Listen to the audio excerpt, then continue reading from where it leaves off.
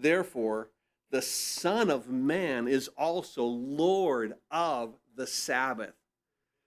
In this, I think it's interesting because we've been going through Mark chapter 2, that Mark has begun to record one escalating controversial event after another. And as he's been doing this, keep in mind that there's been one showdown after another of what God intended man to do and to understand, and what the religious people interpreted as this is God's will.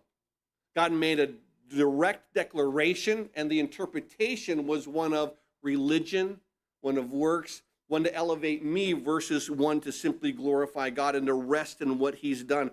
And so keep in mind that as we've been going through this, all of these events, Jesus's actions have been questioned, one after another, after another, after another. We've seen this escalating here in Mark chapter 2. Initially, we saw what the showdown over priorities.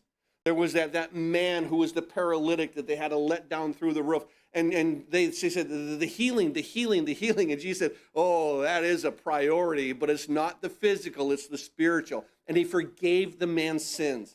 He says, son, your sins are forgiven you. You understand? And they're looking and the controversy. Hey, this guy can't forgive sin. Only God can forgive sin. And he says, all right, let me help you out with that. Let me show you my authority. Let me show you my identity as God. Let me show you that I'm going to conquer sin, because I'll validate this. What's easier to say? Your sins are forgiven, or take up your bed and walk?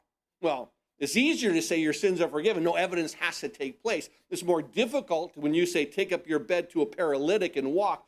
That's authority. That's power. So he said, just so you know that I have the power to forgive sins, hey, take up your bed, go home. The man took up his bed, went home.